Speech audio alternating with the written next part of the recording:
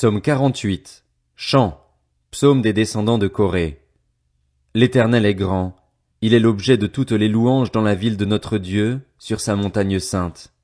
Elle est belle, la colline qui fait la joie de toute la terre, le mont Sion. Du côté nord, c'est la ville du grand roi. Dieu, dans ses palais, est connu comme une forteresse. Les rois s'étaient ligués, ensemble ils se sont avancés. Ils ont regardé, tout stupéfaits, saisis de peur ils ont pris la fuite. Un tremblement s'est emparé d'eux sur place, comme la douleur s'empare d'une femme qui accouche. Ils ont été chassés comme par le vent d'Est qui brise les bateaux long courriers. Ce que nous avions entendu dire, nous l'avons vu dans la ville de l'Éternel, le Maître de l'univers, dans la ville de notre Dieu. Dieu l'affermira pour toujours. Ô Dieu, nous pensons à ta bonté au milieu de ton peuple. Ton nom, ô Dieu, et ta louange retentissent jusqu'aux extrémités de la terre. Ta main droite est pleine de justice. Le mont Sion se réjouit, les villes de Juda sont dans l'allégresse à cause de tes jugements.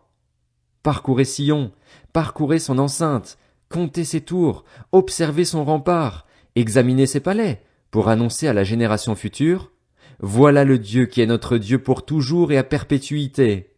Il sera notre guide jusqu'à la mort. Psaume 49. Au chef de chœur. Psaume des descendants de Corée.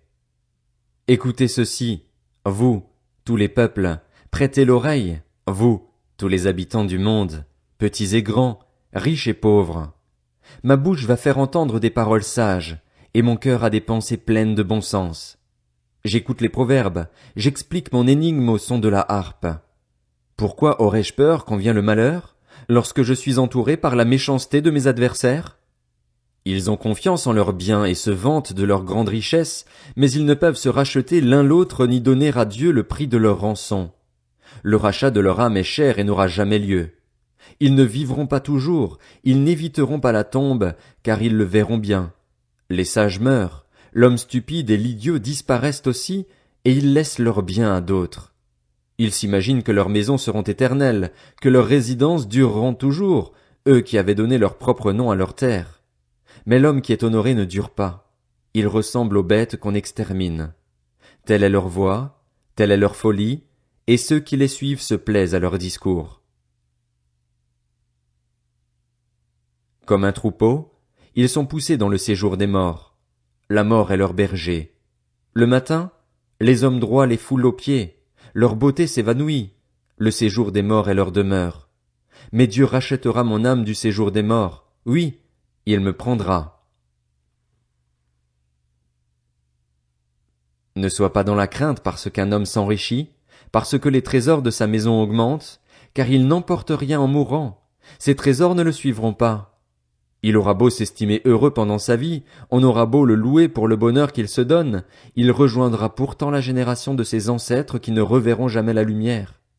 L'homme qui est honoré mais qui n'a pas d'intelligence ressemble aux bêtes qu'on extermine. Psaume 50. Psaume d'Asaph. Dieu, Dieu, l'Éternel, parle et convoque la terre du lever du soleil jusqu'à son coucher. De Sion, beauté parfaite, Dieu resplendit. Il vient, notre Dieu, il ne reste pas silencieux. Devant lui est un feu dévorant, autour de lui une violente tempête.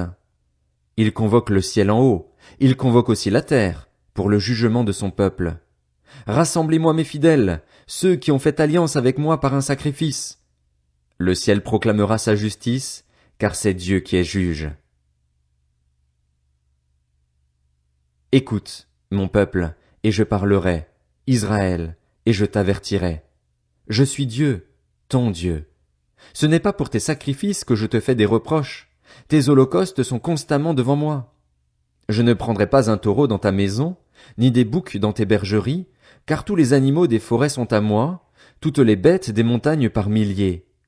Je connais tous les oiseaux des montagnes, et tous les animaux sauvages m'appartiennent. Si j'avais faim, je ne te le dirais pas, car le monde est à moi, avec tout ce qu'il contient. Est-ce que je mange la viande des taureaux? Est-ce que je bois le sang des boucs? Offre en sacrifice à Dieu ta reconnaissance, et accomplis tes vœux envers le Très-Haut. Fais appel à moi quand tu es dans la détresse, je te délivrerai, et tu m'honoreras. Dieu dit au méchant, quoi donc? Tu énumères mes prescriptions et tu as mon alliance à la bouche, toi qui détestes l'instruction et qui rejettes mes paroles derrière toi? Si tu vois un voleur, tu te plais en sa compagnie, et tu prends place avec les adultères. Tu livres ta bouche au mal, et ta langue est un tissu de tromperie. Si tu t'assieds, c'est pour parler contre ton frère, pour dénigrer le fils de ta mère. Voilà ce que tu as fait, et, parce que je n'ai rien dit, tu t'es imaginé que je te ressemblais. Mais je vais te reprendre et tout mettre sous tes yeux. Comprenez donc bien cela, vous qui oubliez Dieu, de peur que je ne vous déchire sans personne pour vous délivrer. Celui qui offre en sacrifice sa reconnaissance m'honore, et à celui qui veille sur sa conduite je ferai voir le salut de Dieu.